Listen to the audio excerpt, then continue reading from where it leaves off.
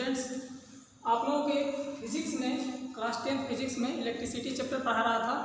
पहले लेक्चर में आप लोगों को चार्ज के बारे में बताया, चार्ज क्या होते हैं, कितने तरीके के होते हैं, चार्ज की वैल्यू कैसे निकालते हैं, Q=N×E बताया था। उसके बाद आते हैं इलेक्ट्रिक करंट पे। इलेक्ट्रिक करंट क्या है, ठीक है। इलेक्ट्रिक करंट ये इंड्यूस कैसे होता है। कोई भी चार्ज जब फ्लो करने लगता है, हमने पढ़ा था कि चार्ज जो होता है पॉजिटिव होता है निगेटिव होता है, दोनों चार्ज फ्लो कर सकते हैं। एक्चुअली हम इलेक्ट्रॉन को ही लेके चलते हैं कि निगेटिव चार्ज फ्लो करता है, क्योंकि किसी भी एटम के आउटर मोस्ट ऑर्बिट में वही होता है और वही फ्लो करने का काम करता है। तो कोई भी इलेक्ट्रिक चार्ज का फ्लो ही इलेक्ट्रिक करंट है, यानी कि flow of electric charge is called electric current, ठीक है। यानी कोई भी करंट, जैसे मान लीजिए कंडक्टर है, कंडक्टर में चार्ज है, फ्री इलेक्ट्रॉन्स है, जब वो मूव करना शुरू कर देंगे, चलना शुरू कर देंगे, तभी हम कहेंगे कि उसमें करंट इंड्यूस हो रहा है। नहीं तो ऐसे सोचिए कि कोई भी वायर है, लाइट आती है तब उसमें करंट आता है। क्यों?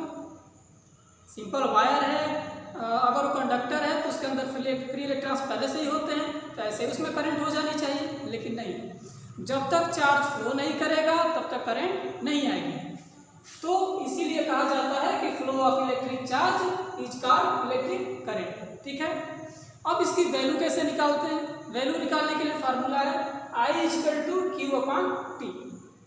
तो इस फार्मूले से अगर मान लीजिए इफ T=1 सेकेंड रख दिया तो I= क्या होता है? Q। यानी एक यहाँ से एक और डेफिनेशन बोल सकते हैं कि charge flow, the value of charge flowing in per unit second या पर यूनिट टाइम, ठीक है। पर यूनिट टाइम में जितना चार्ज फ्लो होगा उसी को क्या बोल देंगे? इलेक्ट्रिक करंट बोल सकते हैं, ठीक है। तो इसके डेफिनेशंस ऐसे भी दिया जा सकता है। अब यहाँ पे देखिए Q के बारे में आप लोग जानते ही हैं। I हमारा जो साइन है ये बता रहा होता है इलेक्ट्रिक करंट की वैल्यू। Q क्या बता रहा होता है? वेयर Q= क्या है? Electric charge.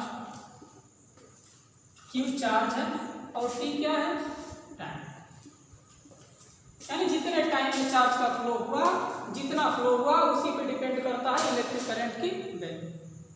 अब इसके यूनिट अगर लिखें तो कैसे लिखेंगे? Unit of electric current. जो भी फार्मूला दिया जाता है वहीं से यूनिट हम निकालते हैं। मान लीजिए कि I का यूनिट बताना है तो Q का यूनिट अपॉन T का यूनिट, यानी चार्ज का unit of charge upon unit of time, ठीक है। तो चार्ज का यूनिट अपॉन टाइम का यूनिट। चार्ज का यूनिट क्या है? चार्ज का यूनिट क्या है? कूलॉम होता है, ठीक है। और टाइम का यूनिट क्या होता है? सेकंड होता है। यानी कि करंट का यूनिट अगर कहें तो कूलॉम पर सेकंड, और इसको क्या कर देते हैं? एम्पियर। यानी इसी यूनिट को या तो कूलॉम पर सेकंड कहिए या फिर एम्पियर कहिए। किसकी यूनिट? इलेक्ट्रिक करंट की, ठीक है। तो ये हो गया डेफिनेशन। इसके बाद हो गया हमारा फार्मूला और फिर यूनिट। अब इस पे जो है कि कुछ न्यूमेरिकल्स देख लेते हैं कि कैसे न्यूमेरिकल्स आ सकते हैं इस करंट के टॉपिक में, ठीक है। तो पहला न्यूमेरिकल है, तो देखिए पहला न्यूमेरिकल लिखा आ रहा है calculate the value of current if the amount of charge passing through the circuit in 2 minutes is 240 coulomb, ठीक है। बताना है करंट की वैल्यू, दिया क्या है। चलिए कोई भी न्यूमेरिकल सॉल्व करने से पहले जो वैल्यू गिवन है वो लिख लेते हैं। गिवन क्या गिवन है? टाइम दिया है 2 मिनट्स, यानी इसको अगर सेकेंड में कन्वर्ट करें, क्योंकि एमकेएस सिस्टम हो या सीजीएस सिस्टम हो, किसी में भी मिनट को क्या करते हैं सेकेंड में चेंज कर लेते हैं, या मिनट हो या आवर्स हो तो सेकेंड में चेंज करते हैं। तो सेकेंड कितना हुआ 2 मिनट में, 1 मिनट 60 सेकेंड, 2 मिनट्स 120 सेकेंड। तो टाइम हो गया हमारा 2 मिनट्स 120 सेकेंड, ठीक है। और क्या दिया हुआ है चार्ज, क्यू की वैल्यू दिया है कि amount of charge passing through the circuit in 2 minutes is 240 coulomb. Coulomb को देखिए सी से डिनोट कर सकते हैं, ठीक है। शॉर्ट फॉर्म होता है, जैसे कि सेकेंड है, कई बार हम ऐसे लिख देते हैं 20 सेकेंड, ठीक है। बहुत सारी चीजें हैं जिनको हम एक कोई अल्फाबेट से दिखा सकते हैं। तो कूलम को सी से दिखा रहे हैं 240 कूलम, क्यू की वैल्यू हो गई 240, ठीक है। तो क्यू पता चल गया, टी पता चल गया, हमें बताना आई है, आई पूछ रहा है। फार्मूला अभी हमने क्या देखा था, I equal to Q upon T. Q की वैल्यू है 240, टी की वैल्यू है 120। 0 से 0 कैंसिल हो गया, कैंसिल कराएंगे तो कैंसिल हो जाएगा। 2 वैल्यू आया, क्या लिख सकते हैं 280, ठीक है। यानी कि एक न्यूमेरिकल ऐसे हुआ, दूसरे न्यूमेरिकल पे आते हैं, देखते हैं दूसरा न्यूमेरिकल। दूसरे न्यूमेरिकल में क्या कह रहा है, if you pass 500 milli ampere of current through a bulb, how many electrons will pass through it in 5 minutes, ठीक है। फिर लिख लेंगे क्या क्या गिवन है और क्या पूछ रहा है।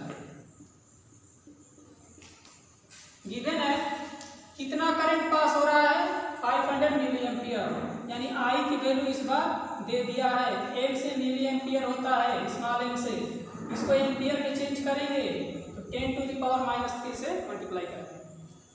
1 मिली एम्पियर में 10⁻³ एम्पियर होता है, ठीक है। तो आई इक्वल टू ये हो गया, through a bulb how many electrons, electrons की संख्या पूछ रहा है।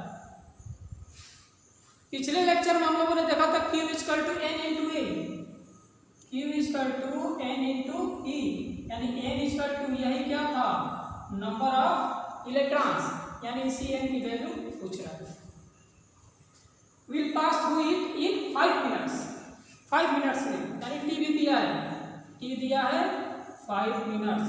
मिनट्स को क्या करेंगे सेकेंड में चेंज करेंगे, आएगा कितना 300 सेकेंड, 60 से मल्टीप्लाई करा दिया। तो I की वैल्यू दी हुई है, T की वैल्यू दी हुई है, ठीक है। तो I और T की वैल्यू दी हुई है तो Q की वैल्यू निकाल सकते हैं, क्योंकि डायरेक्ट हमें ना Q पूछ रहा है, यहाँ I या T तो दिया ही हुआ है, तो Q नहीं पूछ रहा है। Q के बाद N की वैल्यू पूछ रहा है, नंबर ऑफ इलेक्ट्रॉन्स की वैल्यू। तो पहले क्या करेंगे Q की वैल्यू निकालेंगे और फिर इस फार्मूले से N की वैल्यू निकालेंगे। तो पहला फार्मूला हमारा पहले तो वही था, अभी जो हम लोगों ने देखा है I equal to Q upon T। तो Q इक्वल टू क्या लिख सकते हैं I इंटू T। I की वैल्यू क्या है 500 इंटू 10⁻³ और T की वैल्यू क्या है 300। मल्टीप्लाई कराना है जी, देखिए 5 से 3 में मल्टीप्लाई करा लिया 15, कितने जीरोज हैं 2 जीरो 2 जीरो, 10⁻⁴ -3, जितने जीरो होते हैं उतना पावर हो जाता है 10⁻, ठीक है। तो 4 जीरो 10⁻⁴, 10⁻³ पहले से है, जब इनको ऐड करेंगे तो 15 इंटू 10⁻⁴ -3 हो जाएगा, यानी कि 15 इंटू 10⁻⁴ यानी कि 150। तो Q की वैल्यू क्या आई 150 कूलम। अब Q की वैल्यू निकालने के बाद हम N की वैल्यू इस फार्मूले से निकाल सकते हैं। क्यों? क्योंकि E की वैल्यू हमें पहले से ही पता होती है, कितनी होती है E equal to 1.6 into 10⁻⁻19 coulomb. तो Q equal to N into E, फार्मूले से N बराबर अगर लिखें तो Q अपॉन E लिख सकते हैं। E यहाँ मल्टीप्लिकेशन में है, दूसरी तरफ जाएगा तो डिवीजन में हो जाएगा, तो Q अपॉन E हो गया। Q की वैल्यू निकला कितना 150। E की वैल्यू क्या होती है ऊपर लिख दिया है -19, ऊपर जाएगा तो +19 और नीचे बचा 1.6। इसी कैलकुलेशन को कर लेना है, जो भी वैल्यू आएगी वही हो जाएगा N की वैल्यू। यहाँ मल्टीप्लाई करा देते हैं 10 से, इसका डेसिमल हटाना है 19 तो वैसे ही रहेगा। 10 से मल्टीप्लाई कराया 150 क्या हो गया 50 हो गया और यहाँ पे 1.6 है 16 हो गया। डिवाइड कराइए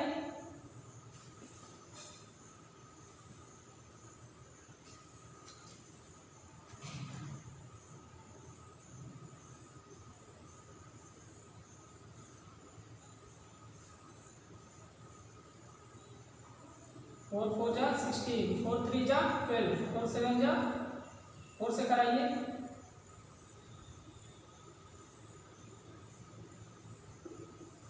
कैलकुलेशन एक बार देख लीजिएगा खुद भी आप लोग। ऑलमोस्ट इतना आना चाहिए, यानी इतने नंबर ऑफ इलेक्ट्रॉन्स होंगे जो भी हमारा न्यूमेरिकल था जो भी पूछ रहा था। ठीक है, थैंक यू।